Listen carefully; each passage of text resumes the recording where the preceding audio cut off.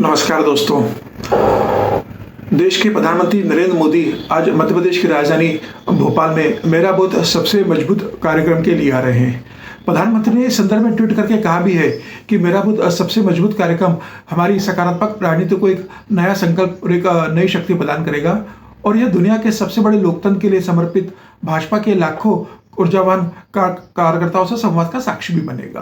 तो प्रश्न ये उठता है कि प्रधानमंत्री नरेंद्र मोदी और भाजपा के केंद्रीय नेतृत्व ने मध्य प्रदेश को ही क्यों चुना मेरा बूथ सबसे मजबूत कार्यक्रम के लिए। किसी और राज्य में यह कार्यक्रम क्यों आयोजित नहीं किया जा रहा है, तो इसको मैं आज आपको बताने वाला हूं कि इसके पीछे भारतीय जनता पार्टी की दरअसल रणनीति क्या है और क्यों मध्य प्रदेश को प्राथमिकता दी जा रही है। देखिए, एक तो बड़ा कारण यह है कि इसी साल 5 राज्यों में विधानसभा चुनाव होने जा रहे हैं नवंबर में। जिन राज्यों में चुनाव होने जा रहे हैं वह है मध्य प्रदेश, राजस्थान, छत्तीसगढ़, तेलंगाना और मिजोरम। अगर हम इन 5 राज्यों की बात करें तो इन 5 राज्यों में से सिर्फ भाजपा ही सिर्फ भोपाल ही एक ऐसा राज्य, मध्य प्रदेश एक ऐसा राज्य है जहां भारतीय जनता पार्टी की सरकार है। हम कह सकते हैं कि मिजोरम में भारतीय जनता पार्टी की सरकार है, लेकिन वह गठबंधन में और बहुत छोटा राज्य है, वहां से एक लोकसभा की सीट आती है।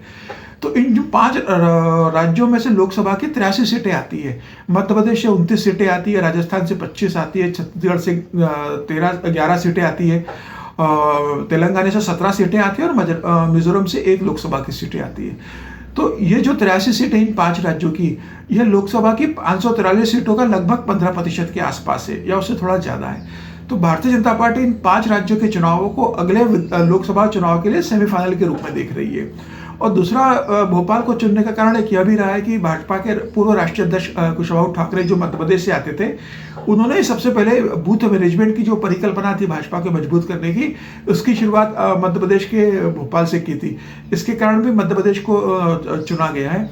इसके अलावा दूसरा जो एक महत्वपूर्ण कारण इसे चुनने का वह यह कारण भी है कि मध्य प्रदेश इन सभी राज्यों के बीच में आता है। जिन राज्यों में विधानसभा चुनाव होने जा रहे हैं उनके सब सेंटर में पड़ता है और मध्य प्रदेश हमेशा भारतीय जनता पार्टी के लिए पॉलिटिकल एक्सपेरिमेंट की लेबोरेटरी रहा है।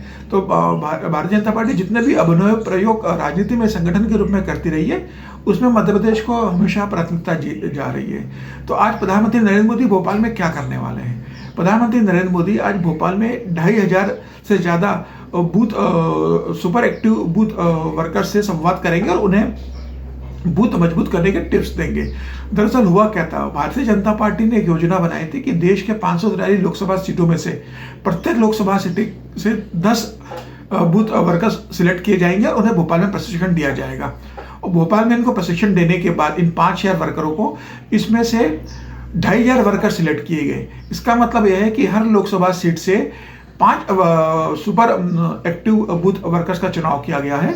और यह जो चुने हुए जो वर्कर है जिनको आज प्रधानमंत्री नरेंद्र मोदी बूथ मैनेजमेंट और सबसे मजबूत बूथ करने के टिप्स देंगे, इसके बाद ये वर्कर अगले 7 दिनों के लिए जिन 5 राज्यों में विधानसभा इसी साल चुनाव होने जा रहे हैं वहां उन्हें भेजा जाएगा। वहां पर वह उन बूथ वर्कर्स और बूथ मैनेजमेंट के लोगों को मजबूत करेंगे और उन्हें प्रशिक्षण देंगे। इस 7 दिन के बाद ये सभी 2500 सुपर एक्टिव जो बूथ वर्कर्स है, यह 4 जुलाई को दिल्ली आएंगे और वहाँ इनका एक सम्मेलन होगा।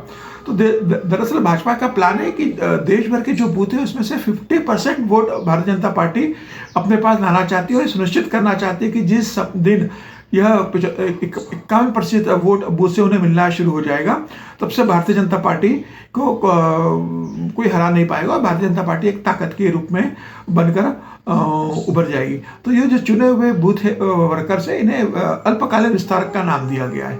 अब देखिए, मध्य प्रदेश संगठन के रूप से भाजपा के लिए कितना महत्वपूर्ण और कितना मजबूत हो चुका है कि जो पूरे देश भर में भाजपा के बूथ समितियों में 80 लाख सदस्य है, उसमें से सिर्फ 40 लाख सदस्य मध्य प्रदेश से बनाए गए हैं।